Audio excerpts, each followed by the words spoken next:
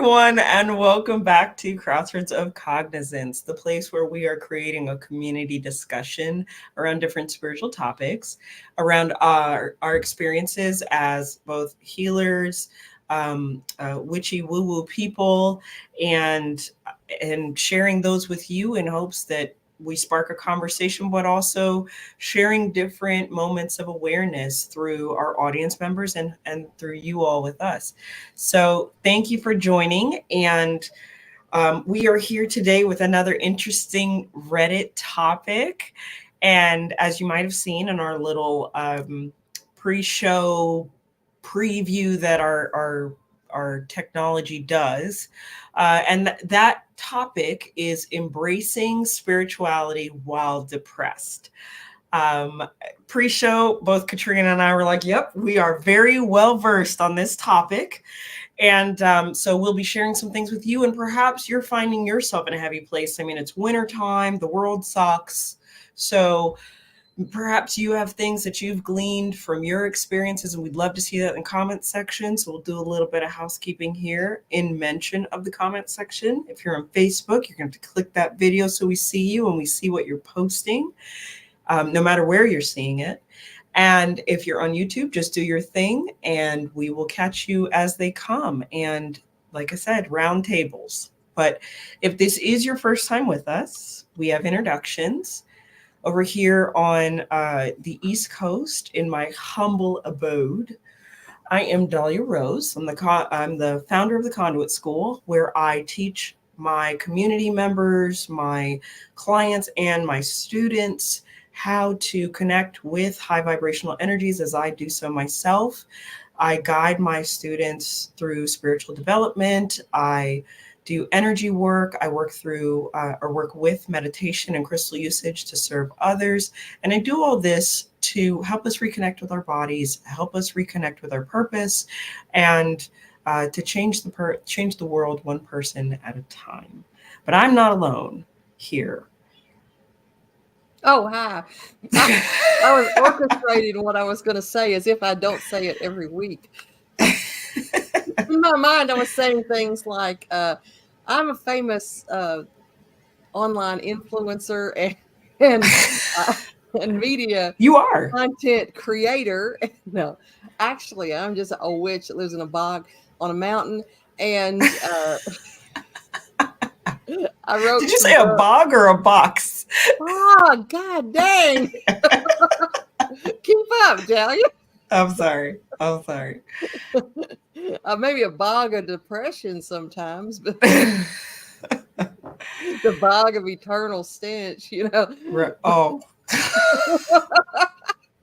Any old way. I'm the co-owner of Crossroads Occult at crossroadsoccult.com. The other half is my amazing husband, and we make all kinds of magical products that we just absolutely infuse with power to send out to people that order them on our website.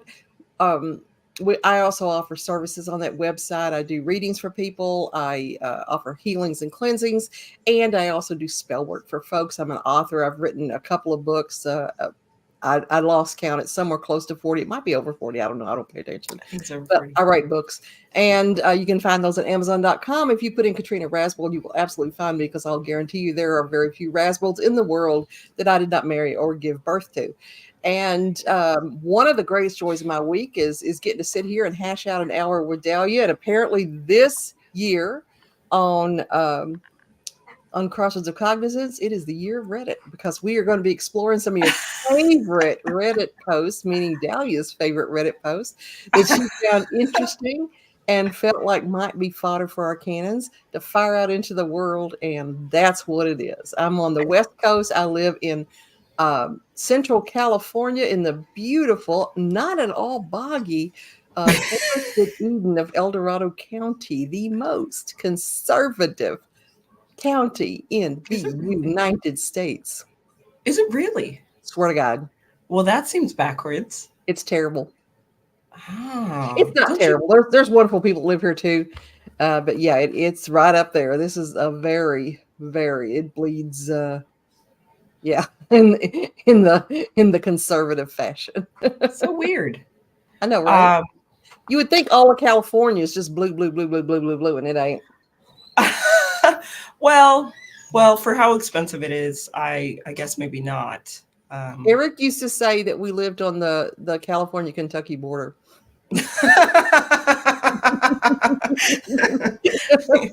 As noted, Eric is very clever, He's my clever exceedingly guy. clever. Yeah. Yeah. Where's all of our people, Dahlia? Well, my partner's watching today. They made I don't mention of see no that. He made comments mention today. that. I gotta be nice today. That I don't see any Debs. I don't see any Brams. I don't see our I people. know. Our They're outliving their Elsa. lives. Well, we'll talk to ourselves because we're good at that. We are good at that. We are On good and at off show. that. There's Look at Debs. that. All right. All Looky right. here. All right. Thank you. There's Colleen. All right. Yes. Oh, letting us Yes. know about her phone calling habits. All right. Got it. Okay. All right. Cool. Well, on Let's that get it. note, We will just sit here and be depressed by ourselves. so isn't that interesting? I think of all the dysfunctions that could be, depression might be the most functional, because you can on some levels have a way of being, as you go through your circumstance. But anyway, we're not here to talk about that. And my thoughts You on just it did. being functional is not not important. So, because there are times when it's debilitating. Anyway, on Reddit, scanning, I'm slowly becoming addicted. I don't know what this is about. Like engaging in other people's lives and having them wonder different things, and then sometimes reading things and going, "What?" It's a window. It's a window to the soul. But for our fodder today, Yes. we are reading from an individual that was questioning both depression and spirituality. So it is as follows. I had a spiritual awakening in 2022, and everything was great for a while. Ooh, like the COVID was still a thing. I felt very connected, but I was also in a safe environment. Last year, I went through deep depression of feeling so disconnected. My CPTSD, that's complex post traumatic stress disorder, was very triggered. Gaining a lot of awareness about how cruel the world is and all the injustices, and overall just having this humanistic feminist rage that's just been growing nonstop. It's so hard to live in a world that strips you away from your humanity. And personally, I feel so divided from everyone. Has anyone ever been through this? I don't know how to Not get at back all. to feeling connected and hopeful. I feel hopeless when I see the corrupted system we live in. I don't know how to embrace spirituality in such a negative place. Um, I got so much. I wrote a page while you were just reading that. um, first questions that come to mind, where do you live? I mean, it would be poor to assume this is America. And if they were living in a third world country where that level of oppression is drastically worse, completely justified. I mean, and their spiritual options may not be many. So there's that piece. Other thoughts that come to mind when I read this: complex PTSD is that for a reason. It is PTSD plus, plus, plus, plus, plus. So the level of expectation for normality goes right out the window as far as depression is concerned. Not only do you have low serotonin levels, but you may have other comorbidities that are adding to your plate. So, with I find that with spirituality, there is this expectation of consistency. I can't tell you how many times a day, a week, somebody says to me, "Well, I could be meditating more." And I'm like, that's not a thing. It's not a thing. You meditate as often as you feel called, unless you have a goal for otherwise. But shooting and shouldn'ting yourself doesn't make you more or less spiritual. And it sounds like this person maybe has a missing core definition of spirituality. I mean, there's missing information here. Mhm. So we don't really know, but generalizing, there's no there's no way to generalize the term because it looks different for everybody. And so I feel like telling this, like if I was talking to this person, we'd go over all of those things, but also start looking for grace here. The fact that they engage with life on some level and can actually look at the cruelty of the world probably makes them more spiritual than most, I would argue, because they're not bypassing the negativity and trying to just stay positive. And I would reassure them that only looking at one side of the world as positive is not spiritual. It is avoidant. And we are here to experience things. And so we'd start also talking about coping mechanisms as far as the negativity is concerned, because it's not going anywhere. And I wholeheartedly believe that. I'm sorry for my Earth is evolving into the 5D, folks. I agree. And evil evolves too. So there you have it. Those are my thoughts. It is part of Earth. Yeah. Katrina, go. Oh Lord, you don't want me to go. Look at this shit. Just while you were talking, baby. And the handwriting is still pretty. That's what I love most. All right. So first of all, I'm going to talk to you like your mean old granny. Okay. So just stay here with me, babe. Number one, your spiritual revolution. What was it she called it? Or is it man or woman? Do you know? Male or female? We don't know. It's got to be. Huh? Okay. I'm going to presume it's female because of their ranting about femininity and feminism. Assumption. So we're going to call you female if you identify otherwise, and you happen to, like, from the whole sifting of Reddit, find our show and know we're talking mad shit about you. I apologize if I misgendered you. So number one, you had your spiritual awakening in 2022. Now we're going to unpack that just a little bit. You had a spiritual awakening that is worth mentioning while thousands and thousands and thousands of people are falling down dead all around you with COVID. Yep. And people are losing their jobs and can't work. But number two, let's look at the other side of that. Okay, so that's one side of it. Another side is that you had your spiritual awakening. And then, again, this depends on what your life was doing at that time. You had your spiritual awakening when people were being thrown money willy-nilly by the government. So they had shitloads of money to spend and they got to stay home. Now, there's those people that got to stay home with their crazy ass kids who can't go outside because of COVID and are losing their minds. And there's those who got to stay home because they worked too hard and they're finally getting to get some sleep. So there's all kinds of stuff going on in 2022. 2022 is when we started kind of reemerging and going back into the world. Now, I don't know what the context of their spiritual awakening was. They do not go into that. But if your spiritual awakening was in 2022, right now we are on the very newborn brink of 2024. And that means your spiritual awakening is in the honeymoon. It is just coming out of the honeymoon. And we in Wicca, we call that wiki, because that's when you get all excited about all the spiritual stuff and all the things you can do and all the magic you can work and how good a ritual feels and blah, blah, blah, blah. After you get out of the honeymoon of that spiritual awakening, which is where I believe this person is situated, you start to realize that before this spiritual awakening, you had to chop wood and carry water. And then you start to realize that guess what you had to do after your spiritual awakening? Chop wood and carry water. There's still a mundane life to be lived. There's still stuff going on after you have settled down from your spiritual awakening. Your spiritual awakening cannot be a nonstop high. It just does not work that way. God bless anybody that has that. I guarantee you are on some kind of goddamn medication. But mushrooms. Maybe, yeah. So that's my point is you're in the honeymoon. You just come off of the honeymoon and all of a sudden the real world is there because a lot of the things that you mentioned that are making you depressed are things in the real world external from yourself and your causation. The next thing I'll point out is that, as Dahlia said, this person has CPTSD. And the D of that is disorder.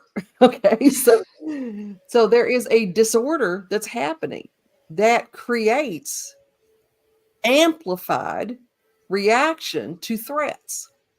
Yeah. And so you're perceiving threats. So a lot of what you're experiencing has zero to do with your spiritual awakening that you had and that you're coming off of that high, and a whole lot to do with, again, an exaggerated response to any threat around you. So you have a physiological, a chemical, a psychological reason why you feel exactly the way that you do. Mhm. Now, the next thing is we need to really dial into this, and this is for people who do not have CPTSD. This is for everybody listening. The world sucks. The world sucks. Now, the world has amazing things in it. Yay, we're excited for those things. This is not new. People act like the world just started sucking. Okay. Look at history. The world has sucked in worse ways Oh yeah. for the majority of history. Humanity has sucked in worse ways for the majority of history. And when people come at me with this crap about, I just miss the good old days, I just miss how things you used to be, I'll guarantee you're probably white and you're probably male. Okay. Because I'll tell you what, I don't miss when women couldn't have credit cards or take out loans or have a job and get paid anywhere near what another gender might.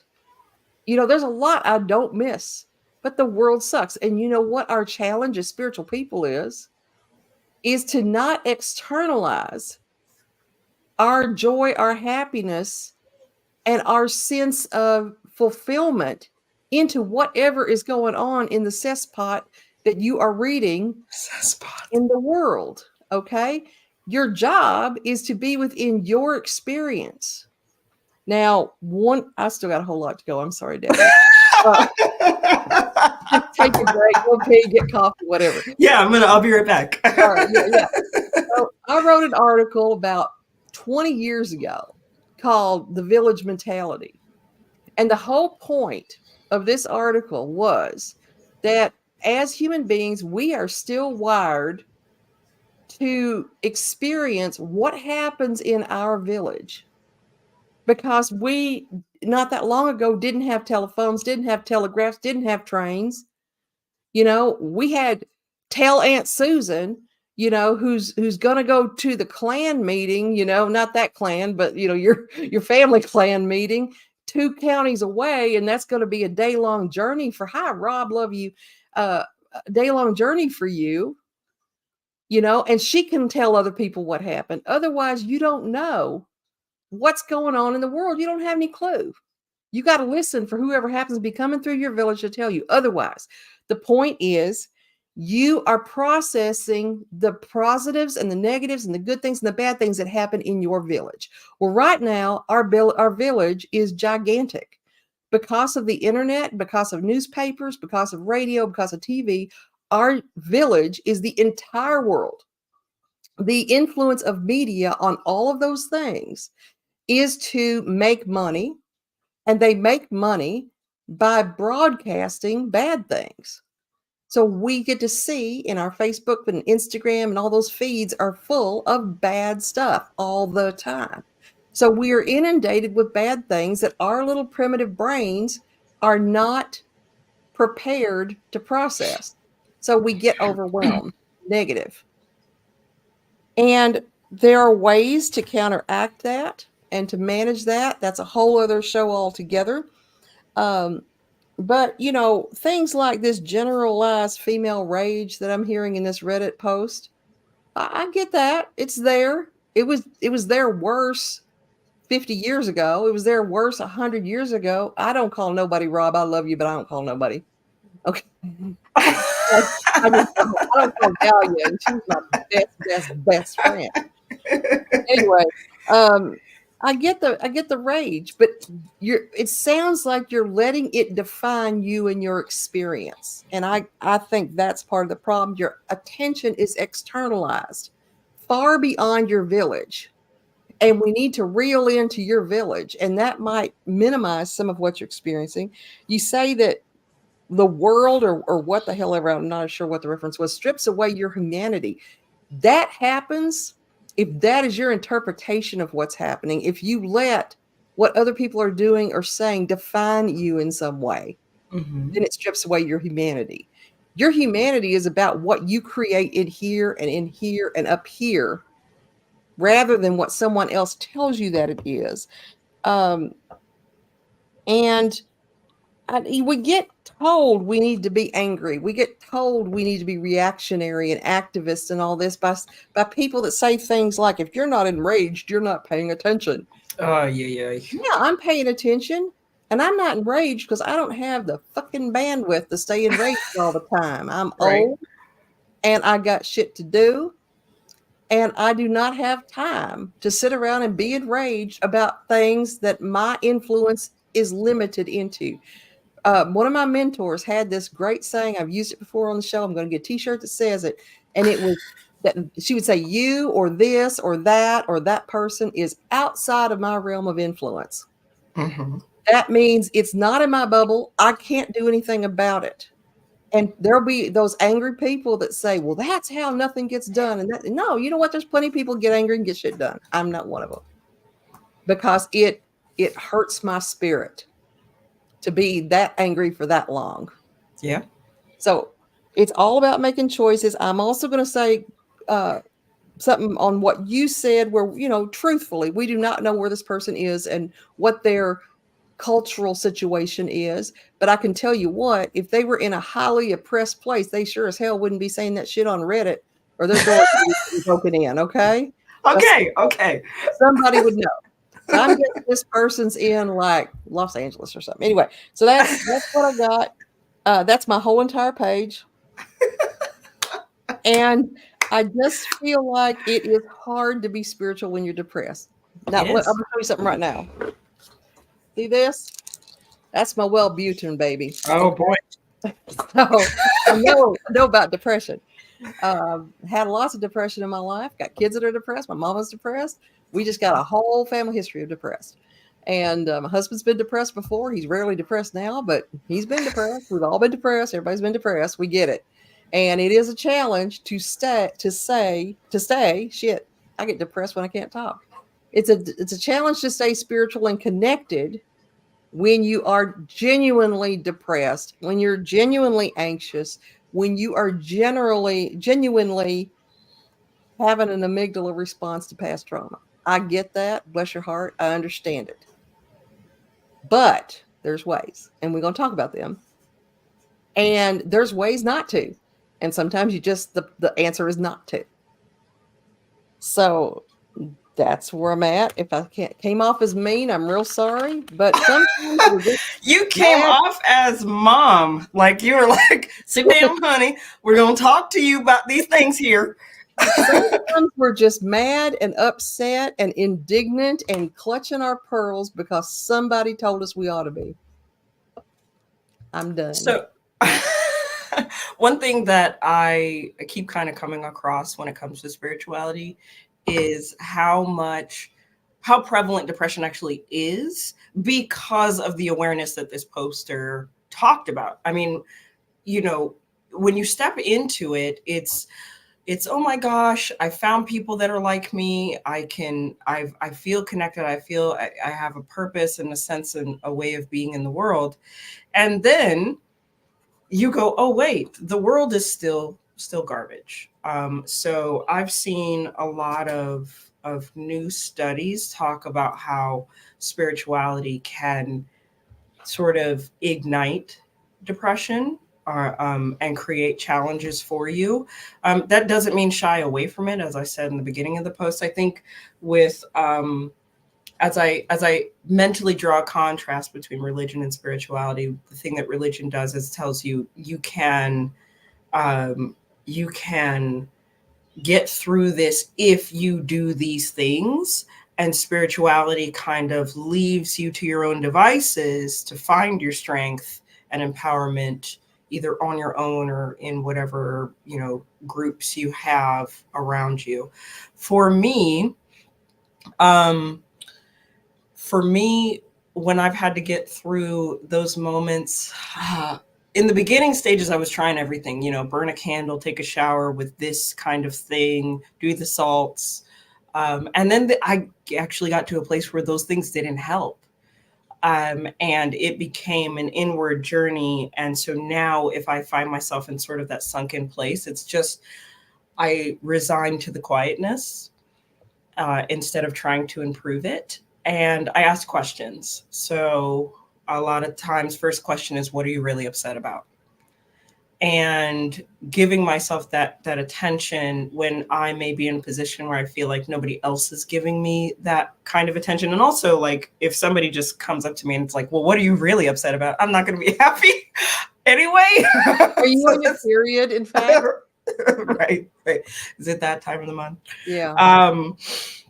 So that's a self question, but then from there I can start to say, okay, well, it didn't start here. It actually started in the beginning of my day where I blah blah blah blah blah. Mhm. And there are occasions, maybe when I'm in a higher plane of the depression, where the answer will just come, and it's like, oh, okay, that's why I'm a little messed up. And I try to find things to laugh about that are probably not great. Like, my dark sense of humor gets me through a lot. And as far as connecting spiritually, I would say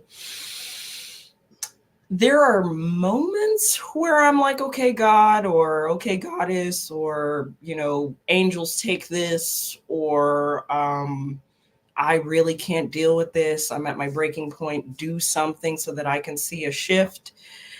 But predominantly, I try to move through it on my own. Um, I can get real shamanic about it, but there's no guarantee. There's no level of consistency. I feel like each depressed moment or each drop in my serotonin or whatever's happening is unique to itself. And so I try to address it the way that I can. I think that this poster probably, I'm making an assumption here that they think there should be just a thing that anchors you in and you never falter. But I believe the Yeah. faltering is an opportunity to fall in love again with Mhm. source. So I don't know. I agree.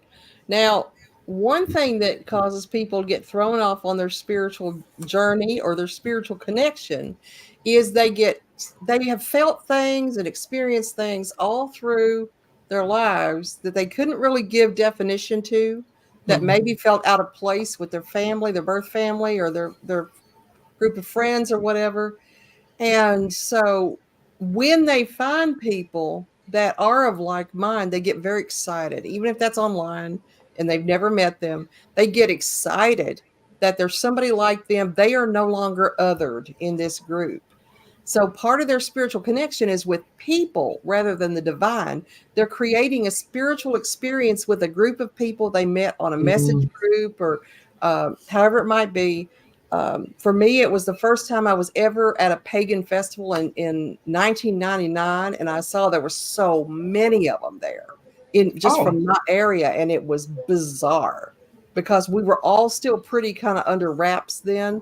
The internet hadn't completely taken off yet, and it was growing, it was getting big, but it wasn't as big, and so it was really a revelation to me. But what happens once you start to really begin to engage with this newfound set of friends and group of people that accepts you and loves you, and you don't have to explain what this means or that means, or you don't have to feel weird when you say you saw a ghost or whatever it might be. What happens is you identify with all these people, you get excited about all these people, then you realize a lot of those people are assholes. And that's hard, because you saw these people as your salvation. You see them as, oh my gosh, I'm home. I'm home. This is my place to be, my spiritual self, my beautiful spiritual self. And then you realize that they're just, the same assholes that are out there that are, of other faiths or no faith at all. And that's hard. That's a hard revelation to realize that you don't like these people any more than you liked all these other people. They're just of the same like mind. Another thing this is in response to something you said. It's lovely, and I've had the experience of both. And I just want to say it is lovely when you have a stretch of time where nothing goes wrong, where there's no problems, where you're just happy and blissful and joyful and it's great. You don't learn a damn thing during those times. You know what you learn? Which channels on TV you like, which foods you like better. That's what you learn. But you don't learn any valuable lessons in your non-painful times. When you're not walking through the valley of the shadow and you're out there in the sunshine, there is not a whole lot to learn. And the reason for that is people learn and grow, unfortunately, through pain. People are more attuned to learning what not to do than they are to learning what to do.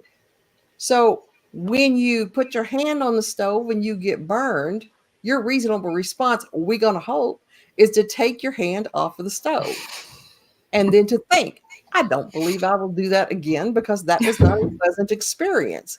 You don't learn that from never getting close to the stove. So the times when you're in this dark shadow and you're feeling the depression and you're feeling dissatisfaction with the world and yourself and everything around you, that's when you are in a serious, I would call it a learning crisis. It's something you're learning that's triggered by something negative, and I guarantee you, put your hand on that stove, it's going to hurt. So you're learning something, and I think one of the most important things is to get down to, what am I learning from this? What's my takeaway? And I'll guarantee you, your takeaway is not the world just sucks. It's something like you were saying that's going back in your mind. Something was triggered. And what was it? Now, we don't know also that this person might have just, I'm curious, Tiara, what you did to show them how. Yikes. That's a little terrifying, Ms. Morgan. So the question, okay, good. All right. I put them in there and safely, put them safely. Okay. So medium rare child. So, the question is, what are you going to make out of the lessons that do come to you?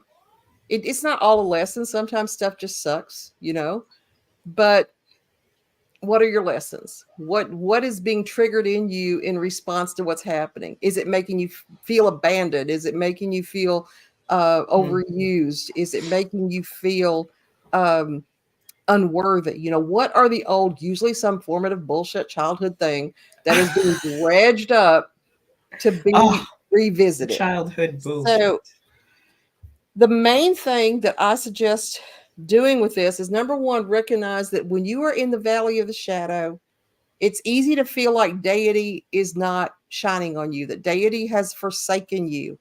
And the fact of the matter is, I'm just going to say, it might just be me, but my experience is deity does not focus on you all the time. God and Goddess do not have a one-word agenda and it's your name. And that's all they're doing today. Now, granted, they have infinite bandwidth as we do not. But there might be times that you are not on deity's to-do list. And if that makes you sad, you got some work to do. And sometimes the times that fall that you're not on their to-do list is a time when you really need them. And that's why we have this old thing called prayer. That's why we have petitions. That's why we have candles, is to call attention of deity, pull down some of that divine energy into a productive energy toward our goals. One of the things I'd say too is, when you get those shit brown glasses on and everything looks shit brown, no matter what you're trying to do, your answer is take the shit brown glasses off. You kind of got to find the joy. There's some there somewhere, I'll guarantee you, and you lean into that.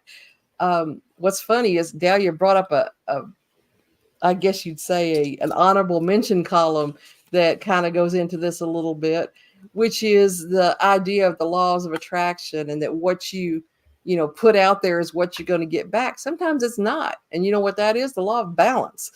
Okay. You're not always going to have good stuff. So where I would leave this, and I of course won't leave it because you're going to say something, and I'm going to want to say something to that.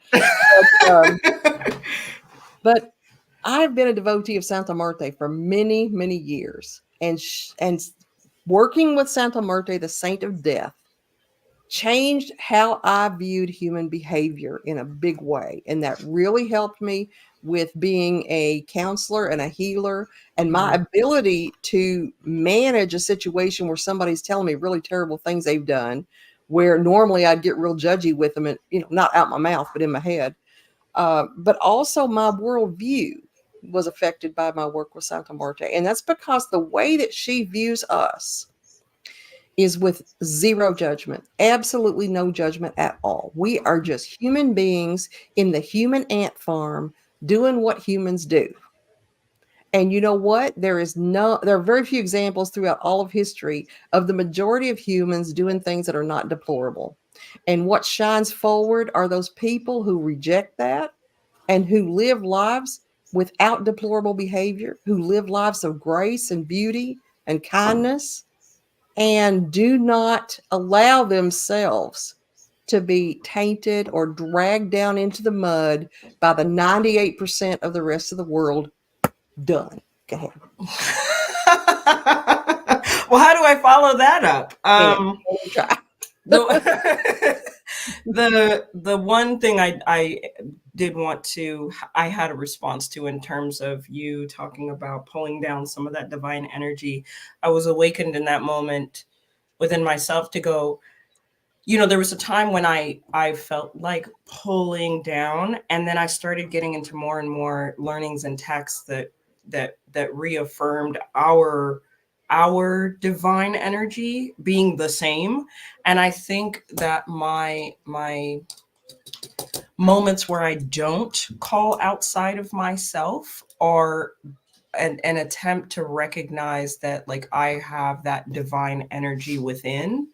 And so there is no pulling down. It's more like, how do I shift the internal circumstance when it's ready to? And that's been reaffirmed by getting involved with body workers and learning about fascial structures and things like that, that when you apply pressure to those things, when you change how you eat, when you shift how you do things with this physical tissue, then we have an opportunity to access more energy. And so, like, there's this figure eight happening with divine energy, not actually, at least for me, not always being outside. Now I'll draw on that energy as far as like if I feel like I need to build energy of some kind, I'll start trying to, pull energy from nature and pull energy from different things that are not necessarily me, but still divine. But other than that, I feel like in most of my way of being, I've come to this place where I feel so deeply connected with what I believe that is enough. I don't have like multiple deities anymore that I'm just like, hey, aren't you in charge of this? Can I get more? But I mean, I'm not opposed to those practices. And I definitely, like, when there are moments where I felt lost, where I try to go back to basics. And that's when I think I will start, saying, oh, shower me with your divine energy, Mine's a little less graceful. Yeah, mine's less graceful. I think that I get into this hysteria, this Jesus take the wheel hysteria, where I feel like that I am in some kind of cycle where I'm just buggering everything up that I touch. Oh, so I have to leave it at the foot of the cross. I gotta say, I am everything. Every move I make, I'm stepping in a pile of shit. I can't do this right now. I need you to take it. And then I go away and day drink or do something, to just take my mind off of everything, because I'm too focused on the bad stuff that's happening. And I just need something outside of me to manage it, because I feel ill qualified to manage my own life. And so it's not, I definitely appreciate and have experienced what you're saying about the divine within. And usually I can coast with that. yeah. But there are times, man, where I just have to say, blow it all up, and can't do it. So you have company. Carol's my friend. But yeah, uh, and Carol and I have both been around the community for a long time, so we've seen a lot of people that just never get out of the pits, that just live there, and I can't operate that way. I get to the place where something's got to give. yeah. I can't do this anymore. And so I've got to find a way out. And that's my time to go within and without and with around and with everything, just trying to find some answer. I'm very fortunate that I have a partner who is really good at knowing me because we've been together 27 years and knowing how I think, knowing how I operate, and knowing some of the lifelines that are going to pull me back out again. So, and also Eric and I, our dynamic is very communicative. We started out our relationship talk, talk, talk, talk, talk, talk, talk, talk, talk. Just we were one of those couples that just would talk until 3 or 4 o'clock in the morning and forget to do other things. It's a wonder we ever made babies. But but still to this day, if I'm struggling with something, even if I'm struggling with him, my answer is I've got to go talk to Eric about it because he's my sounding board. And I might not always like what he tells me, but it's usually very insightful. Dahlia is also a really good mirror to reflect back to me and to listen with grace. And so a lot of times I'll just, hit her up on the messenger and say, I just need to rant for a little bit. I need you to help me out, whatever it might be. There's very few people I will confide in on that level, but the ones I have are priceless and can really see what I can't see. And that's the one thing I'd really recommend for if you're in that place is know your resources, know your people. Yeah, I love your therapist. Glad you got one. I hope they're helping you. If they're not, you need another one.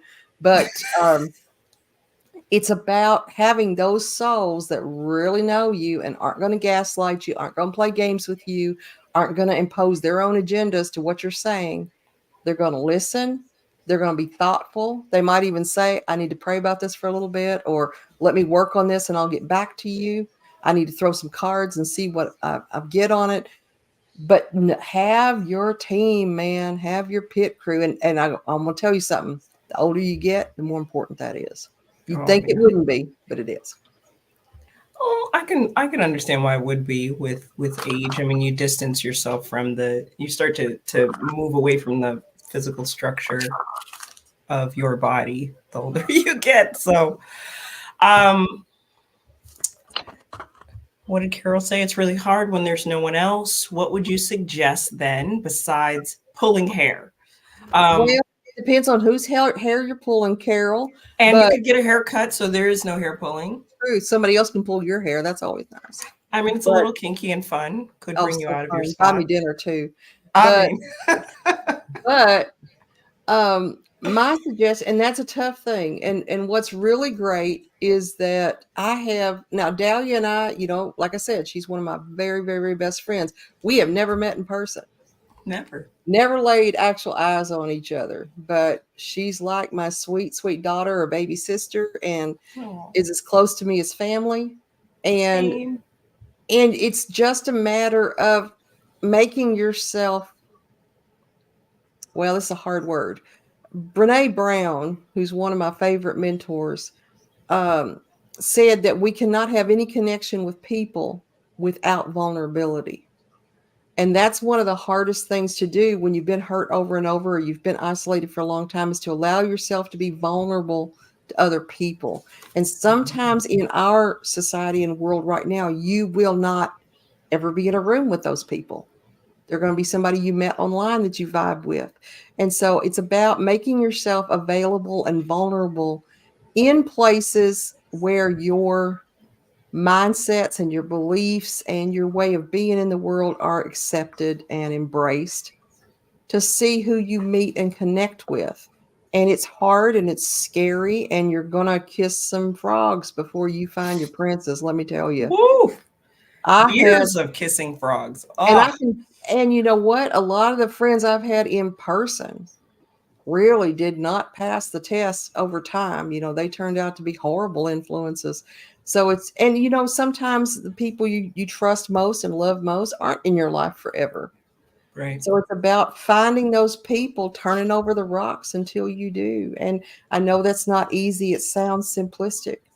I was lucky, and I was married for 17 years before I got divorced, and then later on met Eric. And I could never have sat and talked to my first husband that way.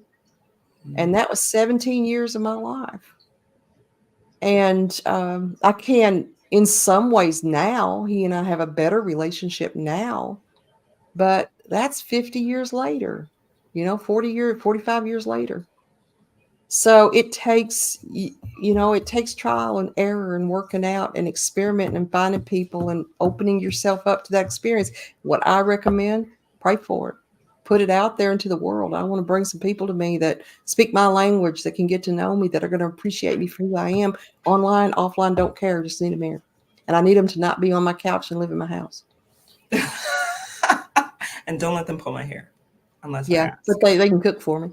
That was great Yeah. advice. I was kind of short on that one. I mean, I'm very comfortable being alone, but have been so fortunate over these last couple of years. I mean, literally within the last 2 years to meet some amazing people, yourself included, that have gotten me through just the worst of times, and where I'm like, oh, I gotta close my store. I don't know what I'm gonna do, and I didn't have to close my store. I chose to, and all of these things. And so Yeah. one thing You that know I what, really appreciate. Dahlia, you do it too much.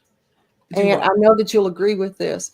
You tend to isolate too long on a problem, too long on a situation without going to your people for support, because you're like, I can handle it all on my own. And when really you do need support and love and attention, or just somebody to say you're not wrong. Or well, maybe you could adjust this. But I've watched you over the years that, sometimes you'll just, show up for broadcast and you're like, no, everything's fine. Don't worry. I'll be all right. You're Today, not wrong. today we're going to talk about connected with the divine. You're not wrong. I know.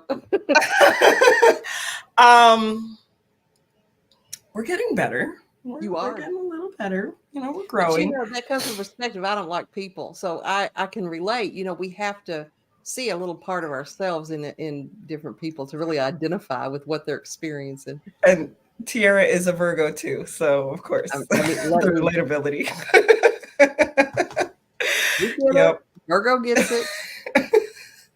Okay. Do we have time for the second topic? Yeah, because I don't have that much to say. So we wanted to throw a little surprise in here for you guys, just to keep it interesting. This seems like the other opposite end of the spectrum. We have an individual on Reddit who is convinced that something spiritual is happening in their life, and they are like, what's going on? And I've experienced this, and I've watched it, and Katrina and I have different thoughts. So here we go. I'm asking here because I'm genuinely convinced that it's something spiritual. Nothing has changed about me. I look completely the same outgoing personality. However, in the last 3 weeks, I've had a lot of interest in me. People who know me are coming out of the woodwork, strangers stopping me on the streets, etc. The only thing that's changed is my work location. Same job, but less stressful. Oh, and real quick, you're welcome, Carol. So, on the other topic, Katrina, let's hear it. You had words to say pre-show. You were like, "What?" Well, what I said to you is we were going to probably do some good cop, bad cop stuff on this, and guess which one I am? I think that's wonderful. Good for you, little Reddit person.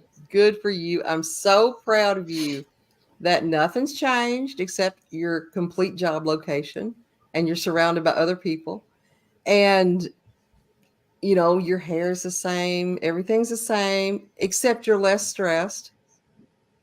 And all of a sudden, everybody wants to pay attention to you and just loves you. That's just wonderful. I'm so proud of you and so happy for you. And so happy that you would put it out there for everybody who's not experiencing that to read. You know, um, I'm real proud of you for all the joy you have. I'm sure that you have this out there as some kind of law of attraction thing of, well, I'm just so happy now and I'm putting it all out there and I'm just glowing and spiritual to the point that everybody wants to pay attention to me. That's wonderful.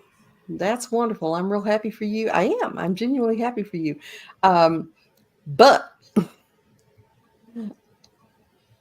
I kind of am starting to think this person's maybe 20, 22. Oh, we're throwing the age in there. Or has not had a huge amount of life experience. They might be 50 and just didn't have very much life experience. These things, they just come. But I would say this to the first person too. They come in cycles. And I want you to look at the Wheel of Fortune tarot card. You got them people that are up on top that are just having their little party and wee wee. And then you got that poor fucker that's under the wheel getting crushed by it as it turns. Okay. The wheel turns and it forever turns. And there's going to come a time, darling, in a month or a week or a day or a year where people aren't paying as much attention to you. And you do change your hair and don't look as pretty, or, something shifts. And it is and it isn't spiritual. It's spiritual in the fact that it is having a spiritual effect on you to the point that you need to question it. And the point that you need to put it out to all Reddit to find answers. That's great. That's spiritual. It's not spiritual in the sense that you're in a completely different environment. You're under less stress, so you're probably glowing a little bit more, a little bit happier. You've had a change in your life, which shifts everything. Hell, move your furniture and you'll glow a little bit more. Everybody reacts to change, and sometimes they do in a positive way. So I'm happy for this person. It's great, but I think they're making it more of a spiritual experience than what it should be. And it has been my experience that when you put something out there like that, the universe starts to get really in touch with its practical joker self and will just play with that rug you're dancing on, baby. So just be careful. Go. Okay. So initially when I found this post, I was kind of on the same track as you. I was like, well, is it really a spiritual thing? And reading it a second time, I'm reminded of a couple things because I did not read the change in location piece initially because I read through it really quickly. I'm going to go back to astrocartography. A couple shows back and maybe a couple times throughout our broadcast, I've mentioned astrocartography being something where wherever you were born in the world, wherever those things lined up for you, you have different energies across the globe that allow you to have different experiences. So not only are you going through your astrological cycles throughout the year and your energetic cycles and your karmic cycles, you also have to deal with how that energy responds to the world at large. And astrology has a platform to inform you of what that might look like. I think I've said on the show, but I've at least said to people that are close to me, like, for me in astrocartography, if I went to, I think my astrologer said New York, I'd find love or whatever. I've done a great job finding love here. Like, I'm sorry, I hate New York. Like, I can't walk through it without wanting to set my shoes on fire. I just don't like it. And so put soapbox away. So with astrocartography, Note to self. never take Dahlia to New York. Nope. What you're going to see me there. Where was your Christmas trip, Missy? So perhaps, I guess I'm saying that I'm opening up to this person, perhaps moving somewhere that was more aligned with that frequency of, their astrology and all of that. Perhaps, Then the next piece for me, and in terms of trying to figure out if this is spiritual or not, that is the difference between me and Katrina. Everything is spiritual for me, and I will die on that hill. Um, Maybe this person was actually allowing people in. So maybe they had their walls up, they were being self protective. I've noticed that a lot, very common in Mhm. that initial spiritual awakening. You get through this phase of wanting to tell everybody, and everybody's like, "Ha, you're crazy." So then you go into the self protective mode where it's like, I'm not going to tell anybody about my experiences. These are my own. I'm going to isolate. And then you break through that to have compassion for the people who don't know, what you're going through, or don't understand, or don't care to get to that point. And you find a sense of balance at that point. You can become more vulnerable, you can become more open energetically, and then people are just sort of drawn to you, but they don't know why. They don't know that you're burning candles and working with herbs and doing all these different things. And so um I'm throwing my hat in the ring for possible astrocartography influences, opening up to vulnerability. I can appreciate the law of attraction, but it is not something that I necessarily subscribe to, like on a personal level. Maybe bits and pieces of it that make sense, but as a whole, it's not something I really follow. And we don't know, because it's not said in the post, if the person wanted this to happen. So there's also the possibility, just came to me, as I said, wanted this to happen, because I was like, as an empath, never want that to happen. Maybe they're an empath that has figured out their stuff and they're okay with being approached now. Or they're not Mhm. okay with being approached and the universe is testing them. There's like so many different directions this could go in that don't necessarily have to be spiritual, but I like digging. I take out my spiritual shovel and I'm like, how is this connected? And that's what I have. So So, to clarify the thing about everything is spiritual, I'm reminded of what I used to tell my students a long time ago, and that was because they would say, everything happens for a reason. Everything, all fits together. It all happens for a reason. I'm like, yes, every little thing, every little ripple, everything happens for a reason. But some of those reasons are not very interesting. okay, fair. Okay. So sometimes I would say probably 60% of what happens to us is irrelevant to us in terms of outcomes and such. It's Sure. there, we are a part of it, but it's not a complex part of our spirituality. It might be for somebody else. And so that's, in an interactive world, part of that is being a conduit for somebody else's experience. And when you're talking about law of attraction, Lord help us, law of attraction was a thing, every 12-year-old would have a pony. They do not. Okay. So This is true. This is true. Um, now, I'm like reminded. attract like, I do believe that if you go out there in the world with a negative, nasty demeanor and attitude, you are going to have a negative and nasty experience, and you are going to collect negative and nasty people around you because you are their tribe. But if Yep. you go out there being joyful and happy, sure, you're going to have some experiences that beat that out of you for a little bit. But if your baseline is joy and happy, a lot of your friends, a lot of people around you are going to be joyful and happy, and you're going to have more joy and happiness around you.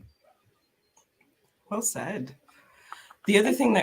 that the other thing that comes to mind with this post is uh, what this person may be working on. So like love stuff. If you are working on love stuff and you are not being clear about what you want, the universe is going to start sending you default people, Right. and you get process of elimination. Um, and so you might be like, oh, I'm getting all this attention, but you don't yet know if it's good attention or bad attention. Yeah. So that could, like I said, so many different directions this could go in. Well, and like you've said before, what did you put out there into the world to ask for? If you ask, I'd like to be more patient, the Oh, universe is going to send you experiences to flex that muscle and make you more patient, because you're not going to get patient in a void. You got to learn that stuff. Can you highlight Carol's comment real quick for me, hon? The last So, one? yes, I just want to point out something here that I think is relevant to a previous conversation we were having in this broadcast. And that's where Carol specifies it's so hard because I'm used to being the go-to. I just want to address that very quickly before we go away from you this week. A lot of us have a lifestyle set up so that we are the ones that handle shit. We are the ones that take care of stuff. We're the ones people come to for advice. We are the ones that hold all the strings on all the balloons and try our best not to get carried off into the sky. We are the one handling everything. And when suddenly we aren't the one, it feels disconcerting and weird and uncomfortable. Part of that is because not only do other people value our ability to do that, we assign a lot of our value to our ability to do that. And so when that goes away, our ability to assign value to what we do and who we are gets a little bit crippled. And sometimes that's part of the spitball, for lack of a better term, that causes us to feel like things are really off. And this happens a lot to people whose children grow up and are successful adults, and you did a great job raising your kid, but now they've got a family and they've got a job, and all of a sudden cat's in the cradle and you don't have anybody to take care of. So that can be real hard. And a lot of my clients, I work with them on that, on establishing ways to feel significant in your own life when your significance previously has been relative to other people. So that's what I got. Thank you for that. I think that's still relevant to this Reddit conversation where the person is talking about being attracted to. Maybe they are not used to being the go-to person, and so they're not used to that level of attention. So it was a short one, that Reddit post, and kind of I think what I love about these is that there are missing details, so your mind can just go all over the place. My mind loves it. When Katrina said cannon fodder, she really meant it. So that is our show, folks. It was a delight to interact with all of you. We see so many of you being here today, and we're just so grateful. On 111, that feels significant. I also want to say thank you to Dahlia, because y'all listen, I don't do shit for this but show up and talk a lot. Dahlia is the one that mines out all these topics and all these Reddit posts. I don't even open Reddit. She goes through all of these and finds these wonderful things to talk about. And she gives me a runway that's about 6 inches long sometimes. It'll message me half an hour before and say, this is what we're talking about. I'm like, word, let's do it. So, I mean, I just really appreciate the time and energy she puts into creating this show. For those of you who don't know, I met Dahlia when she was a producer for me on another show, and she was just so wonderful. I had to keep her, and she's still producing. So thank you so much for producing and doing all this, Dahlia. It's real valuable to me. Thank you for showing up, and you do help out in many ways, Katrina. Don't be modest, because my brain would be on the floor if I didn't have you. So wouldn't have any room or space to go through Reddit without your support. Oh my goodness. Thank you to all the thank yous. Thank you, Carol and Kelly and Debs, and thank you again, Carol. You all have a great week. We will catch you next time on Crossroads of Cognizance. Bye, everybody.